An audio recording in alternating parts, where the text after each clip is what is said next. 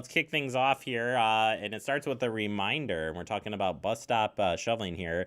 Per the city, basically it's not. It's a policy that's drafted every year, and it's a snow and ice control policy. And out of the policy, it says here that bus stop removal, snow removal here. Snow removal of concrete bus pads, bus shelters, recycling drop-off area, and median openings at pedestrian crossings will be completed after the road snow removal is finished. So crews, when it comes to a storm that goes for a couple of days, it can take a little bit longer for them to get to the bus stops, shelters, and so on to get things cleared off. We'll be posting up the info how you can find that link to that story and the policy on how they do it. But it's adopted by the Public Works Department, and you can check that out. Again, we'll share that with you. But part of the snow removal. All right, absentee voting at the city of Fitchburg is on Monday through Friday through February 14th. That's today, folks. 7:30 to 4:30. Today, and then tomorrow, the 15th, you have 7:30 a.m. to 5 o'clock p.m. 5520 Lacey Road. Photo ID is required. For more information about absentee voting, check out the website, fitchburgwi.gov. All right, Fitchburg Police Department helping out with the fallen police officer in the city of Milwaukee here. It says last week, one of Milwaukee's finest was killed in the line of duty. Today, our Honor Guard members, Detective, Agari and Officer Matz and Sergeant Val. I should have worked on reading these out there. Either way, our officers joined hundreds of law enforcement officers from around the country for a final salute to Officer Matthew Ritter. In addition to our Honor Guard, members of our peer support team traveled to Milwaukee to assist in supporting our brothers and sisters as they mourn their loss of 3 officers over the last 8 months.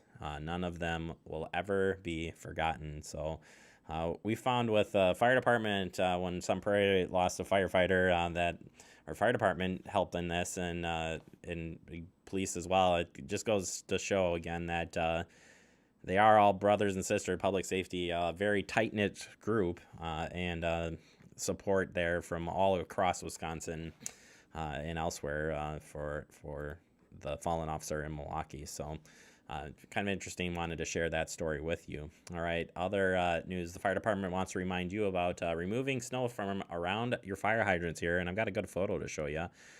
Does your nearest hydrant have 3-foot elbow room?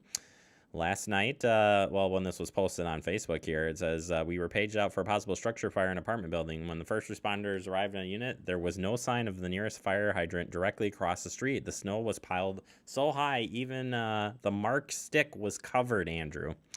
Please check your hydrants really on tall. The block. It's very tall. Those things are like 6 feet high, I think. They're pretty tall.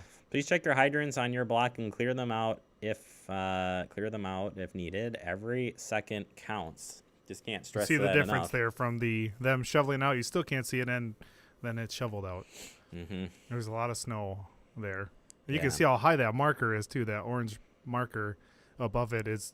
It's just not, at the peak of that so it's snow not one pile. of those super tall ones, but it's still probably 4 feet in the air. So it's Well, and I think this is important. A good thing to say here too is if you know there's a hydrant there in your property, get out there, please. We'll move that, and at the end of your driveways too, you should try to I know it's if you're shoveling and stuff, it's hard. It's hard. You just make a big mound. But then you're and blocking yourself, you can't see out of your driveway. Yep. And the mailbox too. I like to cut a path for we're in a rural area. Yeah. Mm-hmm. They don't walk, they drive in my area, so I try to cut them a path so I can get to the mailbox, and mine sits low because it's sinking fast, so they probably hate me, but that's a different story. All right, used book sale coming up tomorrow. We've been telling you about this here as it's gotten closer, but now it's here. Tomorrow, noon to 5 over Fitchburg Public Library, and Saturday it'll be 10:10 a.m., not 10:10 till 4 p.m. Children's paperbacks, 50 cents. Paperback or children's hardcover, just $1. In hardcover or large paperback, just $2. Pretty easy. And great books if you can make it out there for this. Lots of books. And if you haven't been there, you got to check it out. Again, tomorrow, noon. Andrew, maybe we'll send you over there. We should send you over there with a bag and a camera remote wise, and you just like go in and I'll try just to put the camera in a bag and have the cut Yeah, a hole just for drop the lens like I'm undercover. That'd be fun. I like that idea. Yeah, it's pretty gets pretty packed right out of the beginning. So yeah, if you can make it out there, it'd be a lot of fun. Yeah, always a line. Always a line there. Right. All right, if you're looking for something to do with the kiddos this weekend, I have this. This is a very interesting. I had to put it in there. I just think this is really cool. So check this out at Jung's Garden Center. They have multiple locations, but here in the Fitchburg this Saturday, it says here, join us for Kids in the Garden. Happy Herbs this Saturday. This is a free hands-on workshop will delight your children's senses as we explore the taste and smells of herbs, how to care for them, and the benefits of using them. So come for the fun and prepare to get your hands dirty. I just think that's really cool.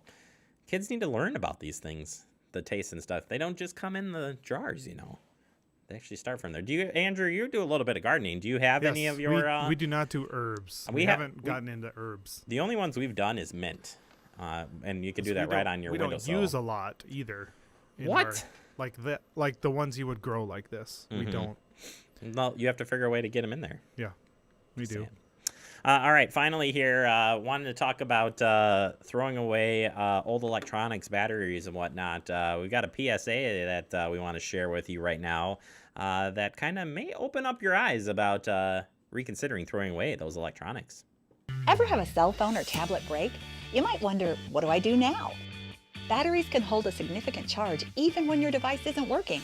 Batteries can spark, especially if they're damaged. And a fire could start in your garbage can. Or here at the landfill. It's against the law in Wisconsin to put electronics in the trash. Recycle your old electronics safely at a collection site through eCycle Wisconsin.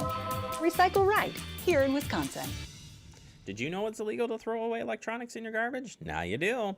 And we have, we've got those 2 recycling events here a year to keep stuff out of the recycle bin. So pay attention for that as those come up. But kind of interesting stuff there about not throwing away those electronics.